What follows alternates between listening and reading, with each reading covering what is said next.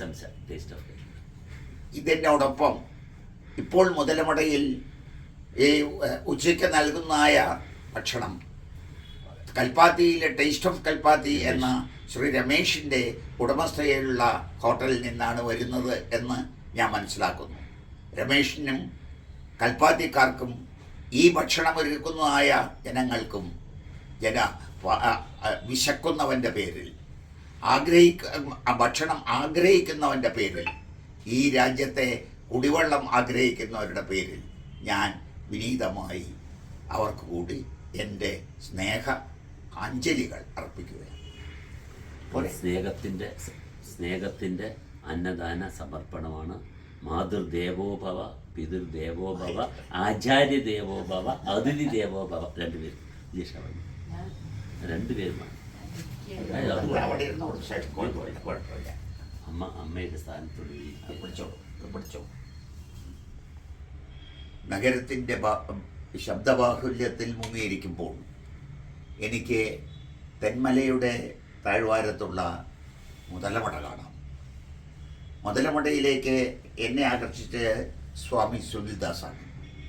അദ്ദേഹം അവിടെ ചെയ്യുന്ന ജീവകാരുണ്യ പ്രവർത്തനങ്ങളിൽ ഏറ്റവും പ്രധാനപ്പെട്ട രണ്ടെണ്ണം അഗതികൾക്ക് എല്ലാ ദിവസവും ഉച്ചയ്ക്ക് ഭക്ഷണം കൊടുക്കുക എന്നുള്ളതാണ്. ലോകത്തിലുള്ള ഏറ്റവും പ്രധാനപ്പെട്ട മനുഷ്യൻ്റെ പ്രവൃത്തികൾ മുഴുവൻ ഈ ഭക്ഷണത്തിന് വേണ്ടിയുള്ളതാണ്.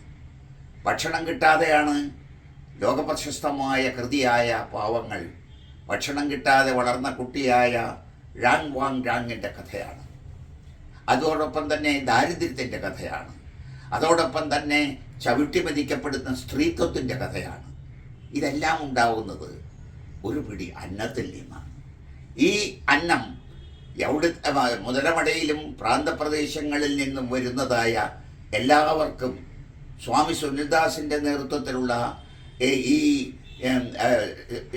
ആശ്രമം ഫ്രീ ആയിട്ട് കൊടുക്കുന്നു എന്നുള്ളത് നേരിട്ട് കാണാനാണ് ഞാൻ പോയത്. നേരിട്ട് കാണുക മാത്രമല്ല, ആ പ്രവർത്തനത്തിൽ അടങ്ങുന്ന ആധ്യാത്മികമായ അടയാളങ്ങൾ, ചൈതന്യങ്ങൾ, രോമഹർഷങ്ങൾ എന്നെ വല്ലാതെ സ്വാധീനിക്കുകയുണ്ടായി. രണ്ടാമത്തൊന്ന്, മുതലമട ഒരു വെള്ളമില്ലാത്ത കുന്നിൻ പുറമാണ് യഥാർത്ഥത്തിൽ. ആ കുന്നും പുറത്ത് മുഴുവൻ സ്വാമി തൻ്റെ സ്വാധീനങ്ങൾ കൊണ്ട്, തൻ്റെ ജനസമ്മതി കൊണ്ട്, തൻ്റെ ഭൂമിയിലുള്ളതായ മനുഷ്യരോടുള്ള കാരുണ്യം കൊണ്ട് അവിടെ എല്ലാ സ്ഥലത്തും ശുദ്ധജലം എത്തിക്കാൻ അദ്ദേഹത്തിന് കഴിഞ്ഞു എന്നും ഉള്ളത് എടുത്തു പറയേണ്ടതാണ്.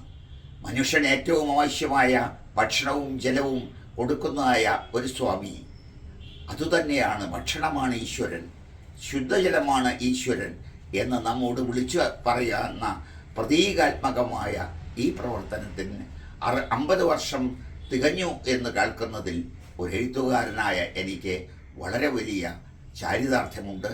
ഈ ശ്രമം സ്വാമിജിയുടെ പ്രവർത്തനത്തിലൂടെ ഈ നാട്ടിൽ എല്ലാവർക്കും മാതൃകാപരമായ ഒരു ഉദാഹരണമായി മാറട്ടെ എന്ന് ഞാൻ പ്രാർത്ഥിക്കുന്നു.